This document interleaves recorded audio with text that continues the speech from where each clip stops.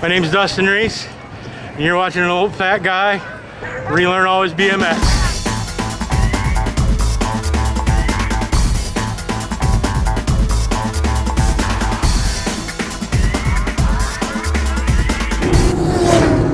What's up, everybody? Thank you for hitting the play button. My name is Stoney, and I am an old fat guy who is relearning BMX, and right now I am somewhere in Ohio driving.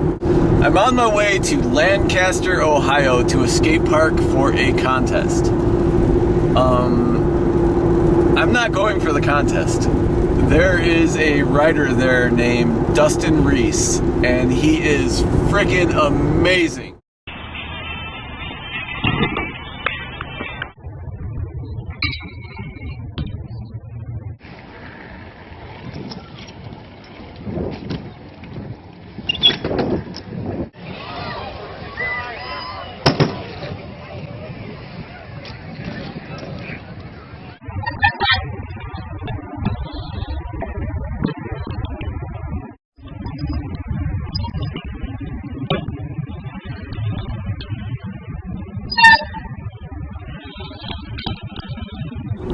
If there is an old fat guy riding BMX on this planet, and I say this with nothing but respect, it's Dustin Reese. He's an older gentleman. As far as I know, he's a grandfather. And he does double whips over the box, he grinds, this dude goes. And I'm really excited to go film him. I don't know Dustin, I've never talked to him. I see his posts on Facebook and I hit like, and that's about as far as it goes. So he doesn't know that there's some creepy guy with a video camera coming to film him at his contest. But that's exactly what I'm about to do. And I'm excited. This is gonna be cool. The BMX fan in me is coming out with this one, and I'm excited.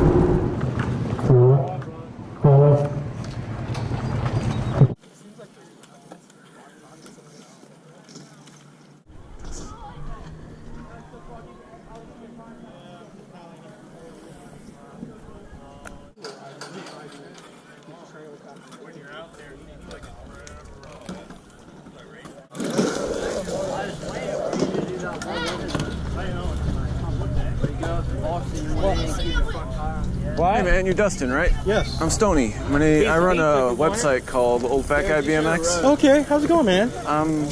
Long drive to get here. Well, I'm glad you came. There. Where'd you come from? Chicago. Really? Yeah. 6 hours. Yeah, right around there. I used to ride scrap all the time. Oh, no kidding. Back when Jimmy Walker used to ride up there. Joe Rich and everyone. I miss that place. Actually, for its time, it served its purpose, but now, you just throw a rock in a direction and there's a nice skate park, you know? Right. Exactly. Like, we didn't have anything like that when I was a kid. Yeah, same here. You ever caught downtown? It's a $90 ticket. Here? Yeah, on the sidewalk with your bike, it's a $90 ticket. I was like, well, that's not fair. I was like, not all of us play ball sports. I'm a grown man. I don't play with balls. Right. I've got a female to do that. Yeah. So I'm an individual sport guy. I like being mad at myself if I don't do something. I don't want 10 guys telling me I did something wrong. I know I did something wrong. Right. And I don't want to shower with 10 guys that just patted me on the rear end on the way in. That's just me. They went door to door, the whole community of kids, and built up the money. Donations, the kids coming down and helping work on the ramps, the kids help keeping it clean. You know, we did it all on our own, and that was, oh man, 1999. Oh god, so this has been around a while. This was one of the first skate parks in Ohio. That for the longest time you either went here or you went to the Flow. There wasn't skate parks out and about, you know, it's like they are now. You can go to about any surrounding town and there's at least a small one. Right. But that's the reason. There's an injustice there when you're charging somebody $90 to have fun. Yeah. But you got football fields and baseball fields growing grass. Absolutely. Because nobody uses them. Which is the reason why you leave them there, because it's safe. Nobody's using it. No one's getting hurt. Of course, now they have the the high risk extreme insurance or whatever. Which I went down and talked to city council. For me, a rollerblader, and a skateboarder. Jared Black was the rollerblader, and Jared Boss was the skateboarder. When we stood in front of city council, like I said, I had dreads. I stood in front of them with dreads down to my waist. And I told him, I said, not all of us are ball sport people. I was like, some of us excel at other things. I raced motocross till I was 14. I used to beat McGrath in the 80 class. Nice. My dad got in a street bike accident, so he had to sell all the bikes. I saved up my lunch money, bought a BMX bike. It's been riding ever since. It's taken me everywhere. You know, there was a time when I was popular. A lot of people, I did talk to, his name, I think eludes me at the moment. He's buddies with the Gons. Okay. I invented the bunny hop bar spin in 1992. I showed it to Gons. He was doing bunny hop halves. I was out in Phoenix. You can ask Brian Val. You can ask Bill Nishke, because it was the weekend he debated the Whopper at the very last Louisville Nationals. So I called it a Big Mac because he had the tail whips to Whopper. And Gons took credit for it. Not that Gons was a bad guy. He's a great guy to ride with, real fun, you know. Nice guy. But yeah, he was only doing halves when I was there. I showed him fulls could be done. Right. So you've been riding since you were 15 or 14? 14 and a half. That would have been 1983. 83. How many years is that? 83, 93. 33 years? Yeah. Man. And like... Later, brother. Thank you. How's your body feel when you ride? Other than smoking's bad for you, don't do it. I didn't start smoking until after I went through a divorce, and I moved into a house with a bunch of skateboarders. You know, that's party house. So I was straight edge until I was about 28 years old. Okay. Now, you know, I do my thing. I don't mind if other people do their thing. I don't like people doing their thing back here in the corner at the park because they're messing with my livelihood. Right. But kids will be kids. But, you know, honestly, all these kids down here for the last 33 years, these are all my kids. I've got so many kids throughout this town that have grown up riding bikes. If you think about it, in the United States or around the world, I can't think of a single person, male or female, who does not ride a BMX bike at one point or another. Right. There's no one. No one can be like, I've never ridden a BMX bike. It's just that common. So for people to be like, oh, you're too old to be on that bike, the reason they say that is because they got a car, you know, and didn't push themselves to be any better at something. You know, this kept me out of a lot of trouble. I've never been in trouble. I don't have any, you know, charges in courts, anything like that. I've never been in trouble. And it's because I take my aggression out on my bike. It's just what I do. It's what I've always done. I really am just a little guy that loves BMX. I don't know how else to put it.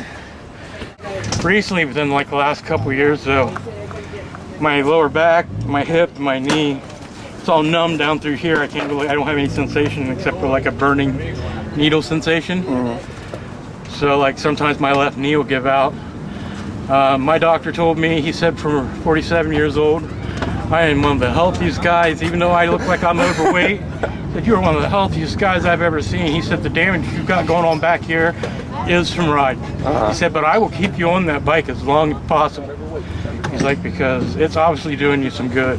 He said, your muscle tone is absolutely fabulous. I'm like, he said, you're 47 years old, man. He's like, that's middle age. Your body's making deposits. That's just what happens. Yeah.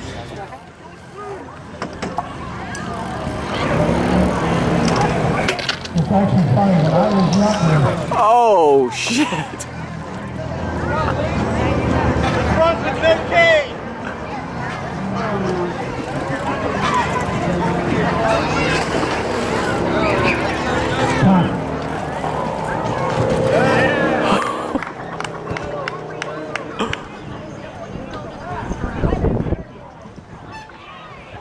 Like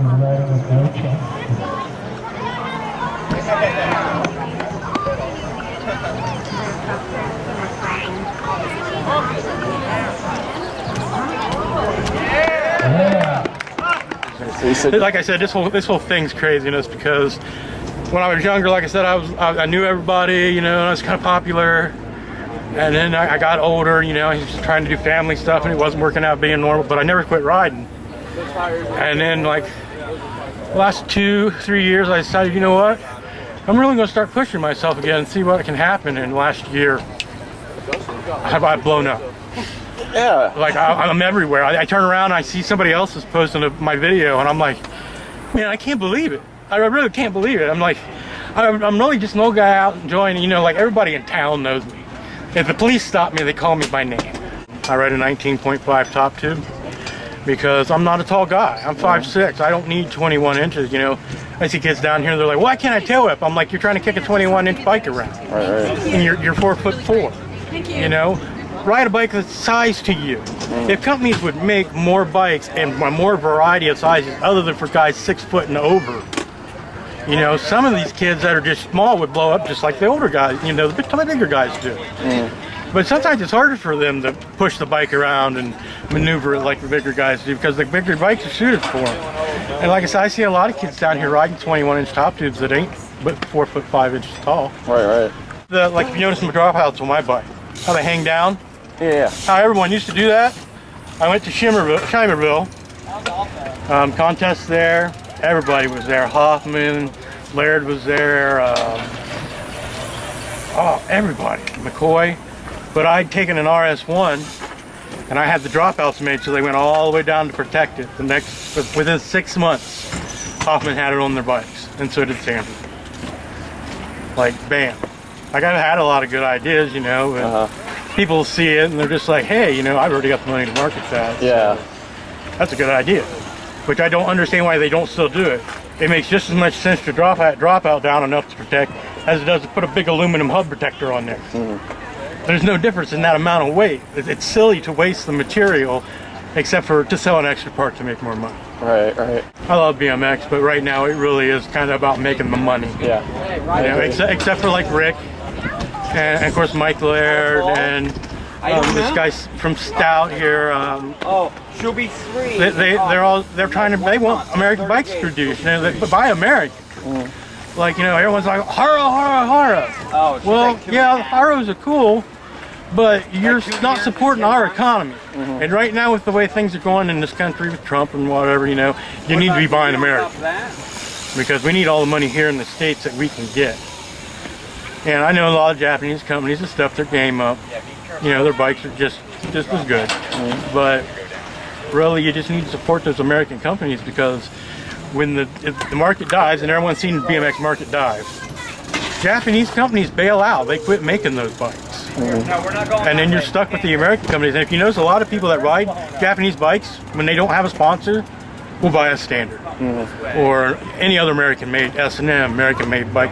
They don't go out and buy another Japanese bike. Right. If someone's giving it to them free, yeah, they'll ride it and break it every day, no problem.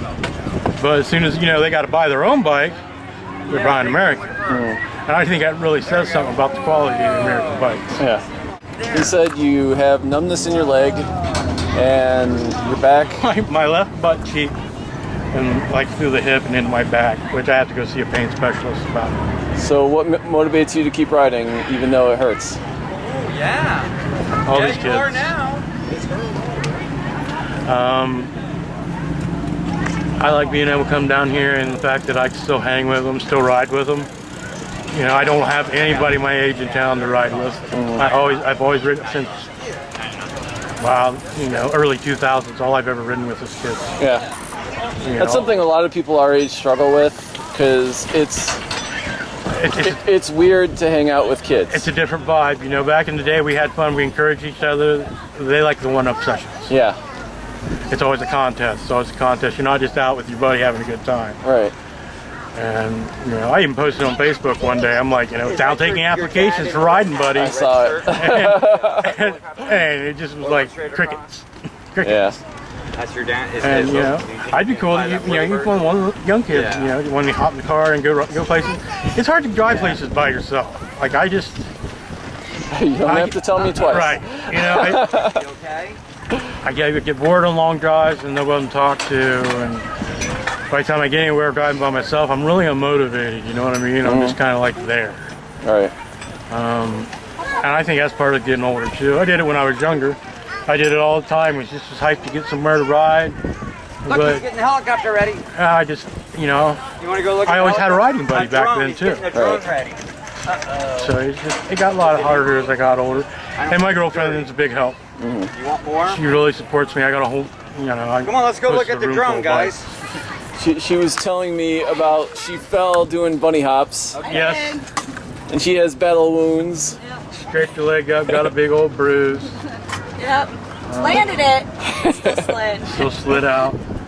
So I know you did your run already. You did 2 runs. You have any clips left in you? Man, I'm pretty tired. I could probably do it. What a soldier.